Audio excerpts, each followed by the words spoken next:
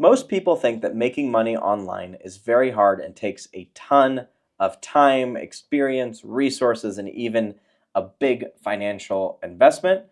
I'm here to show you that that's not true. And in this video, we're going to talk about how we close sales of $10,000 to $15,000 or more multiple times per week. And this is going to be a very special video because we're actually going to give you one of the modules in our latest workshop, which is called Get Your First High Paying Client Online. In this module, we specifically talk about the sales skills and mindsets that you need to be closing 4 and 5 figure sales, even if you've never run a business online before, even if you have no business experience whatsoever and you're coming from the corporate world. Welcome to Entrepreneur Expat. On this channel, we talk all about how to make money online. We talk about living in other countries as expats. We're currently in Mexico. We talk about digital nomadism. We talk about global citizenship and doing business all over the world. So if that's something that you're interested in, make sure to subscribe and hit the notification bell so you don't miss a single video that we have coming out on this channel. And if you watch this video and you're like, oh my God, I want the whole training, guess what? You can grab it in the description below and it'll be emailed to you and it'll all be yours, and you will have the step-by-step instructions on how to get your first high-paying client online in 4 weeks. All right, let's get right to it. Welcome back to week 3 of Get Your First Client. What are we going to be talking about this week, Amanda? We're getting into sales. This is where rubber meets the road. And the thing that people resist the most. Absolutely, and we're going to talk about that a little bit. So up until now, here is what we've covered so we can have a quick recap. Number 1, we talked about how to find something that is a problem in the marketplace, but that you also enjoy, which you did an amazing job teaching that. With the Ikigai. Yes. Ikigai. I still don't know how to pronounce it sometimes. So if you haven't done that yet, make sure to go back to week 1. Then we talked about how to create market research surveys. We did that last week. I gave you examples of what those surveys look like. And then I showed you examples of how a lot of our clients in our Effortless Revenue Mastermind start using the results of those surveys to start better informing their marketing, their offers, their sales, so on and so forth. What we're going to be doing for the next 2 weeks for the duration of this program is we're just going to be focused on how to start converting a lot of the people who are filling out your survey into paying clients. And we'll be doing part 1 of that today, because while we could go into marketing, YouTube, Facebook, TikTok, we could go into all of those things. The reality is right now they would be a distraction and not the thing that's going to get money in the door right away. Because you really need to get the fundamentals down first. This course is all about getting your first client, and the YouTube and marketing and emails and landing pages and everything else is really great once you've got an offer, once you've validated that offer, and frankly, once you've at least gotten your first client or two so that you've got the cash flow to quit or at least pull away from whatever is taking your time 9 to 5 right now. Because until you can do that, it's very difficult to really get consistent with YouTube or any other lead source to really build the automated parts of your business. We got to do this manual part first, which is totally okay, because it's the first step in building any kind of business, is getting that first client, validating your offer, figuring out how to sell it, overcoming your own internal sales resistance as well. Because then when you do get 5 or 10 sales calls booked in a single week, like we sometimes do, more and more often now, every day with the channel and everything else, you're able to actually handle those calls and manage those leads and not just let everything fall through the cracks. Which is what most people do. So what we're doing is we're just getting to the point and focusing on the most important thing. What is the most important thing that leads to money in the bank? A relationship. A relationship with another human being. It is and especially in the beginning stages of business, it's having conversations with those human beings. And in our business now, even though we've automated a lot of things up until this point to help us with the flow and the attention that we get, the reality is we're still talking to people every single day. Relationship building is the most important part of a business, and we're going to get started with that now, today. So up until this point, you should already start getting responses for your survey that we worked on last week. Now, the point of this is, as I mentioned, is twofold. So number 1, you start getting data and feedback in terms of validating what we talked about the first week and making sure that people are responding to your idea. So that's number one. And number two, anybody who filled out that survey is now a lead. Now, what is a lead for people who may not know? Because that's like businessy jargon. So a lead is basically the same thing as a prospect. So a lead is really a person who is potentially going to turn into a customer. It could be a name of somebody that you had a coffee chat with. You had some type of meeting with them, and you realized, hey, this person may be qualified to purchase my product or service.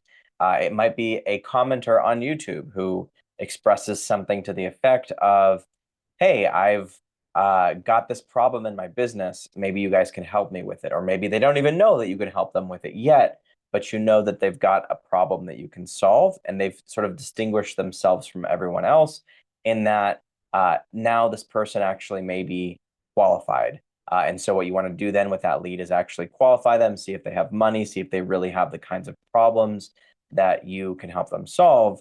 And once they're a qualified lead, then that person should be doing a sales call with you or a strategy call or whatever you want to call it. Now, what we're doing here is we're simplifying that process for people who are doing this for the first time. So what you have in terms of the market research survey is you have leads. And part of what you have to talk, what we're going to be teaching you guys how to do today is how to do the first part of a conversation where you start to find out what these people's problems are and whether or not they have the money to pay you. So we're going to get there momentarily, but first I want to address the concern of people not liking sales, people not wanting to do sales, people not liking sales, people not liking asking for money. And we're also going to cover how long it actually takes to get good at this, because the answer might actually surprise you. So let's first talk about the resistance to sales. Now, I've been in sales since I was 20 years old. I got thrown into it. I've always been a people person, which, by the way, it's a total myth that people have a personality for sales.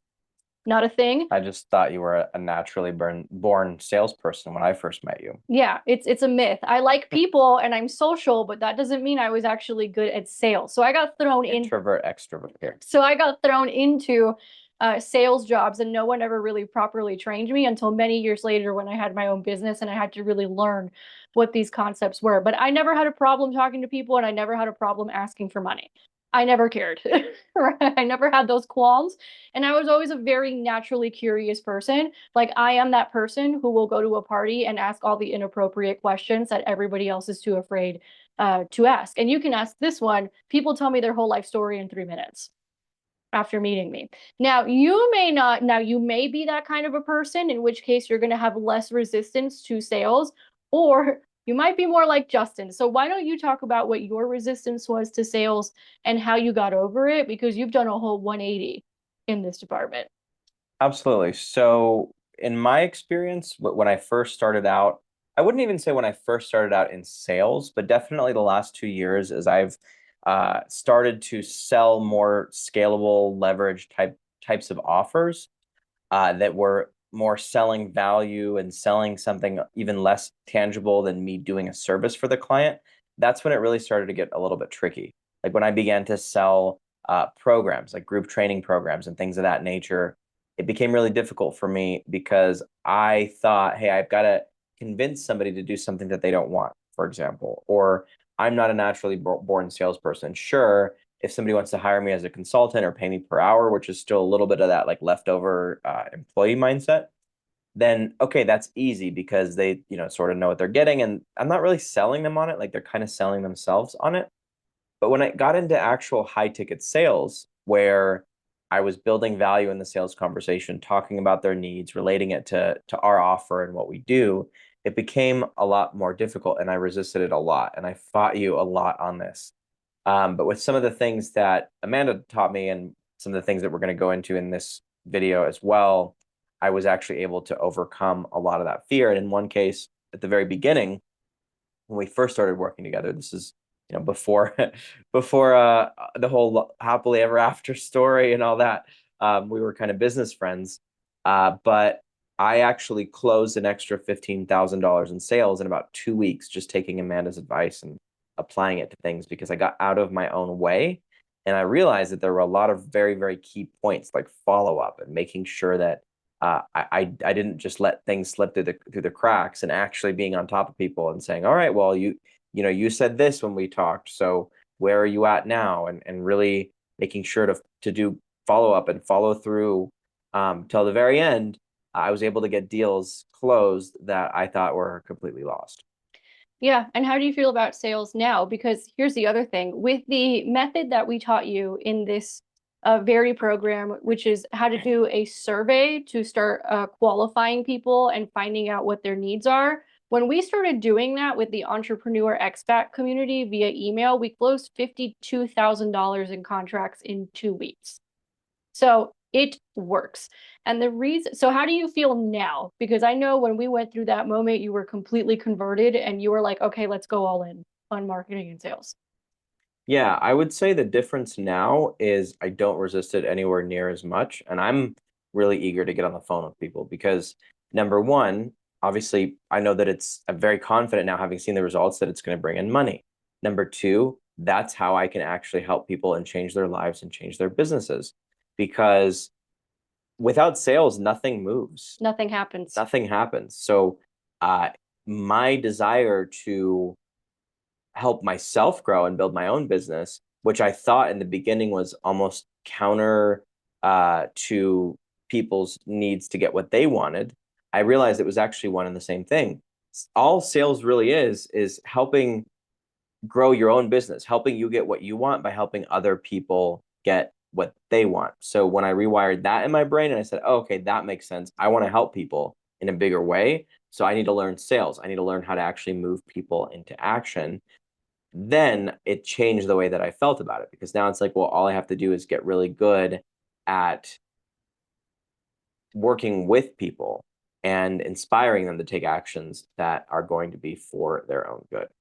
That's all sales is finding win-win situations, solving problems, and getting paid for it.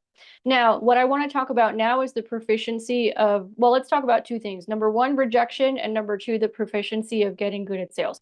You will get rejected and you will screw up in sales, because this is one of those things where you have to practice that skill set. I once was rejected 60 times in 1 month because I had no idea what I was doing. However, after that, I got really good at it and was able to close 6 figures in sales in 1 month. So rejection is a part of this game while you are getting proficient. That being said, it doesn't take that much effort or time to get proficient. One of the things that human beings like to do, and you will hear this when you are doing sales, is they think that everything takes longer than it actually does. It's a logical fallacy that human beings love to live by because that's what we've been conditioned into.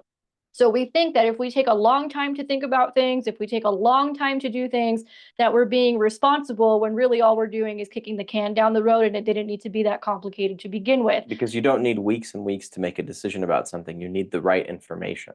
And this has been Yeah. scientifically proven that It happens not just in the calls that we do with people, but it also, of course, happens in their calls. So when we coach people through this in our strategy sessions, when we're talking about our programs, and they understand, like, for example, if we're doing a strategy call with you to talk about Effortless Revenue Mastermind or anything else, and you say something to the effect of, well, I need time to think about it. I need to go do some research. It's like, whoa, hold on. Totally understand that you need to do some research, and you're literally on the phone with the two people right here that know the most about this very program and this very offer.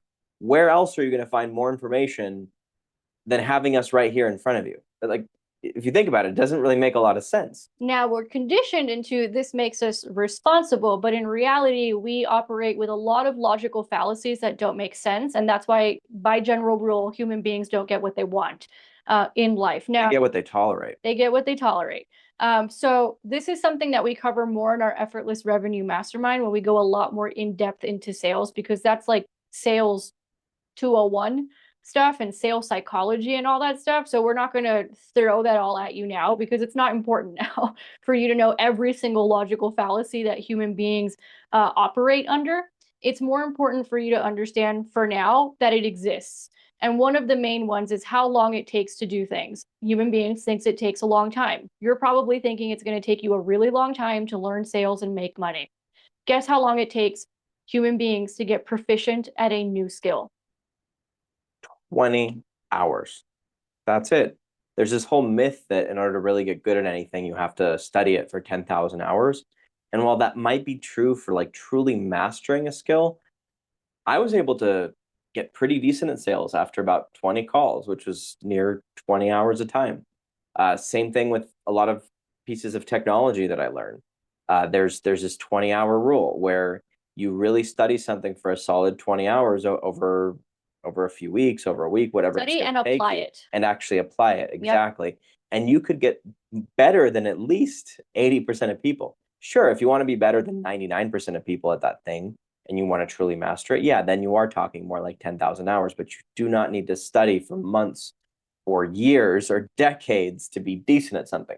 Sure, Amanda and I have been doing business for decades, and that's why we've gotten to the point where we can create a new YouTube channel and in 6 months have closed 6 figures in contract sales from that channel. But you don't necessarily need to do that starting out, number one. And number two, we made a ton of mistakes. And one of the reasons that we teach all this, both the sales and the marketing and the mastermind that we have and everything else, is to help people actually cut down on those mistakes and do what it took us 15 years of time in our own businesses each to do, help you do that in like 6 months to a year instead. That's really our goal. Will you have a 6-figure business in 6 months? Maybe, maybe not. It really depends how much you work and apply yourself. But we have had clients that worked with us for 6 weeks, and they were already closing 4 and 5-figure sales on a regular basis, multiple times a month. There's this whole idea in sales, well, I need to replace $5,000 a month of income, for example. Well, it's pretty easy. You could sell 10 people at $500, sure. That's a little bit more difficult than just selling one person at 5K. Like if you want to make 5K a month, which is a pretty decent amount of money, let's say to live in Mexico or to live in Colombia or a lot of different countries in Europe, and that's like just your baseline. Obviously, don't stop there. We like to have multiple clients coming in every single month and recurring revenue, and we've already built up a base that's a lot higher than that of recurring revenue. But let's say your base is 5K a month and you want to work up from there because that's going to replace the post-tax income from your job. By the way, if you live in another country, like we do, if you make money, let's say from your US company, very likely you're not going to have to pay little or any taxes if you're living in another country. So that's just something else to be aware of. So the amount of money you have to make compared to your gross salary at a job is much less. But let's say you want to hit that 5K revenue mark. All you have to do is sell one person at 5K. And we have programs we've sold up to $15,000, $20,000, sometimes more. I've sold up to $40,000. Yeah, for your platinum year-long program. Yep. And that was multiple of those in a single month. So you only have to sell one at 5K to live pretty decently anywhere in the world. And when you break it down, we're talking about sales, but I want to also really touch on the offer and like how much you actually need to make and need to do. We were just talking with someone on the Entrepreneur Expat channel over text that said, hey, I ran these calculations and I was doing all this research on my end, and it says that I have to invest $350,000 to start a business or buy a business, and I've got to do 8 hours a day of work for 3 years. And I'm like, whoa, where are you getting that information? Because it doesn't make any sense. You want one client at 5K.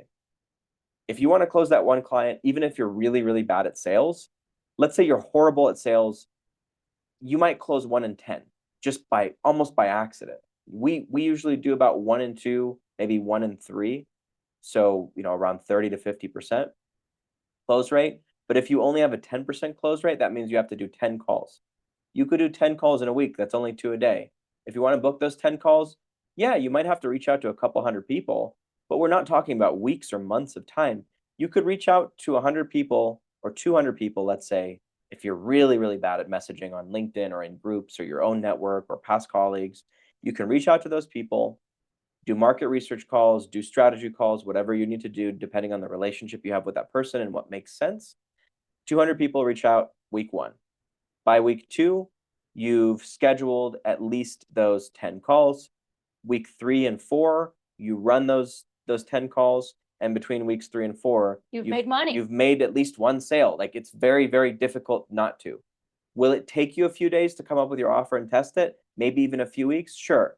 Let's get like really, really worst case scenario and say it takes you 2 weeks because you're working a full-time job. It takes you 2 weeks to actually research and refine and test and talk to people about your offer to get it to a place where you can actually present it. There's 2 weeks. Then the other 4 weeks that we just covered before. That's 6 weeks. And worst case scenario, if you're closing at 10%, which most people, even that are just beginners that are starting out, are Closing at closing 20%. yeah, higher than that, like Yeah. 20%. 20%. But let's take all the worst case scenario numbers, 2 weeks to refine your offer, and that's assuming you're not in a program like ours, like the Effortless Revenue Mastermind, or even this one where we're teaching you how to get your first client right now, and we're giving you feedback by email and everything else, depending on the level that you're at in this program, depending on where you've purchased it. 2 weeks there, even if you're on your own, worst case scenario, to figure out your offer. 2 weeks to get those calls booked, and then another 2 weeks to run them. You're talking 6 weeks, and if everything fails, you've closed one client at 5K. Now you might be thinking, oh my God, what am I going to sell for $5,000? Well, we already solved that problem for you. When we did the exercise a couple weeks ago, where a lot of you got very clear on what problems you could solve in the marketplace. And for every single one of you, you can already charge $5,000 for that. Let me give examples. Let's say you do IT consulting. How much can people charge for IT consulting if they were doing like an hour a week with their clients? Yeah, I've consulting? seen clients do things like that depending on the type of industry they're in. I wouldn't even put it as an hour per week number, Mhm. but easily $2,000 to $3,000 a month for like basic managed IT services, like at a very, very base level, and that's assuming you don't have a niche. So still, that's like two people a month to make 5K, and it's recurring revenue. So every new sale you make is not just an extra 5K one time, it's an extra 2 or 3,000 at a very, very base level. I think Every month. every single month. So you don't have to close them every single month. Every new sales call you do now is an opportunity to add another, let's say, 25 or $30,000 of revenue to your bottom line. A year. Okay, so that's number one. Or let's say you want to do parenting coaching. Well, if you're doing that one-on-one with people, number one, you're giving people your knowledge, you're giving people your time. Those are your two most expensive things. It's already acknowledged in the marketplace that those things are expensive. You can say, great, I will coach you once a week for 3 months. That will be $5,000. Yep. Boom. And it's already accepted in the marketplace. Any sort of consulting that you do, same thing. You can charge at least $5,000 off the bat with no testimonials, no prior experience. Well, you already have experience from your previous work history, but you could literally go from 0 to $5,000 already, every single person here, because every single person here already found an expensive problem to solve and will be using their time and their brain to solve it. Tell them just a couple of the stories of people who did it that did not have businesses before. Because I know that a lot of people are thinking, well, your courses are maybe for people that have businesses that are already established. And certainly we do work with 6 and 7 figure entrepreneurs all the time. But we also work with a lot of people who maybe have been in the corporate world for 15, 20, 30, 40 years. Yeah, so I have a lot of stories actually, because we've been teaching people how to do this since 2017. So one of them is Courtney Nichols. You guys may have seen her on the Entrepreneur Expat YouTube channel. She now makes $500,000 a year, traveling all over the world. She currently has two businesses. One is a destination wedding planning business, and the other one is luxury travel consulting. So when she came to work with us initially, she did our Persuade to Profit program, which is now a part of the Effortless Revenue Mastermind. She only had an idea. And her idea was like, you know what? I can get paid to travel around and plan people's weddings. I can do that. It was just an idea. That's all she had. She had a full-time job doing fundraising for a university in Florida. And what ended up happening is she followed the exact same process. She made her survey, she put it out there, she started talking to people. She closed a $13,000 sale in 6 weeks, quit her job, hasn't looked back since. Yep. Another one is Adina Applebaum. She ran for a very long time a brand called Immigrant Finance School. She's an immigration attorney by day. According to her, she sues the US government every other day. So she's busy, and she also has two toddlers. Very busy mama with a very busy job in Washington, D.C. She had an idea. Her idea was, man, I'm seeing it at my job all the time that children of immigrants, they really need to learn how the US financial system works. Like they have jobs, but they don't know how the system works because their family never taught them how it works because the family's not from here and it's screwing all of them over. What if I could teach professionals who are the children of immigrants, first generation Americans, how to actually save and invest money in the United States so they can build wealth. She worked with us, same thing, same exact same thing that we've condensed here today for you guys. She did the survey, she started talking to people, she sold out 6 group coaching cohorts in 12 months and has been making 6 figures on the side of her job ever since, and that was in 2018. Another example is Jamie. So Jamie actually also just had an idea, and her idea was, I love to plan retreats.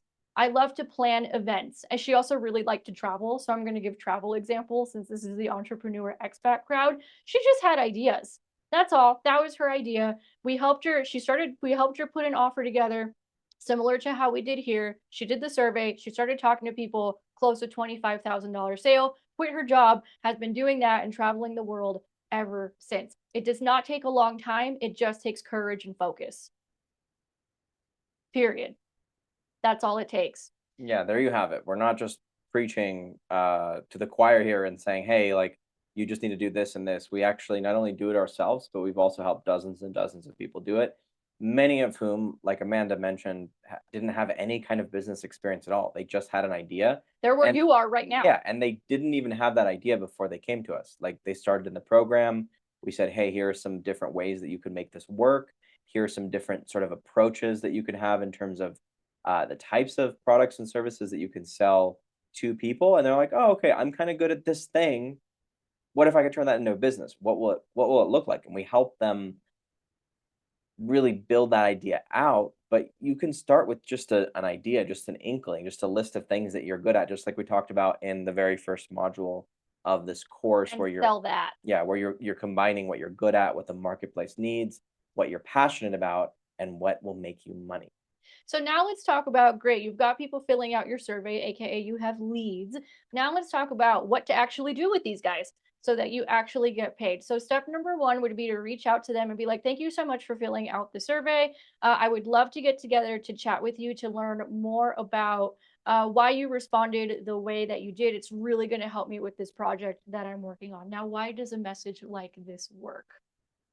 It works because people genuinely just like to help other people. So, and the other thing is they love to give their opinion. They say opinions are like assholes. Everybody has one, right? People love to give you their feedback. They love to give you their opinion, as long as they're not, weary that you're going to give them some hard pitch, which we're not teaching you how to do at all. That's not our methodology. They're going to be happy to get on a call with you or do a survey or whatever it is that next step is, because they love to help other people out, especially when it means that they're able to talk more about what might be their expertise. Now, in the next call, in the next training, we'll talk about how to actually make offers so that you make money. This one, all we want to do is focus on one very important sales skill that, if you get this right, will make everything else easier. And that is discovery, which you are very good at.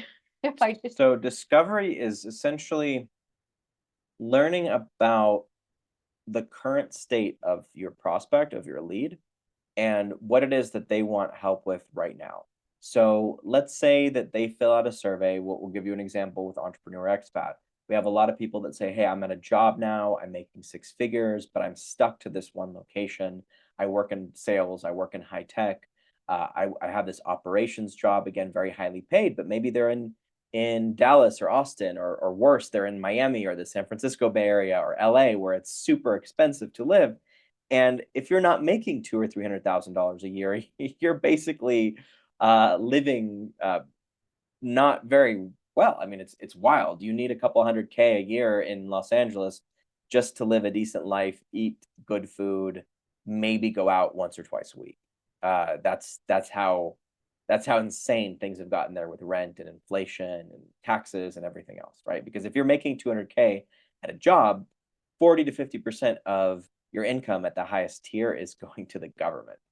God knows for what. That's a whole other point. But we have people that say that on our survey or on our call booking form. So they'll say something like, yeah, I'm making all this money, but I don't have a location independent business. They've got skills, blah, blah, blah. An example of a discovery question might be, why are you actually looking to build a location independent business? Like, what is it about moving to Mexico, moving to somewhere else, that you really want to do that? And common answers might be things like, well, things are expensive here. I don't like the culture. Dating sucks. It's not a family friendly environment anymore. Liberal politics, conservative politics. I mean, We've whatever heard end of the everything. spectrum Yeah. you're on. And regardless, right? Like the US is just very, very polarized. So there's things like that. But here's the thing. If I just assume the reason that somebody wanted, let's say, to leave the US to start a location independent business, et cetera, what I would be doing is just making assumptions that might not necessarily align with that person's values or with their decision making framework. And I wouldn't really have anything to grab onto in terms of talking about how our services are a fit for what they're doing, right? Sales is not about throwing your pitch at people and saying, here's what I do, you need to buy it. Like that's Pitch not what it's slapping them. pitch slapping them. Exactly. It's not about that at all. Sales is really service. And the way that you serve people is by understanding their needs.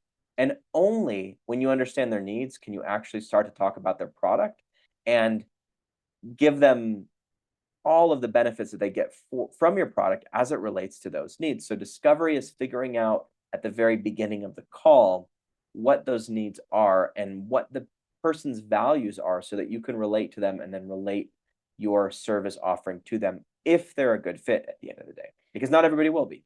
The other reason you want to do discovery is because you got to find out, number one, do they have a problem that you can solve? Which, if they filled out your survey, you already know the answer to that is yes.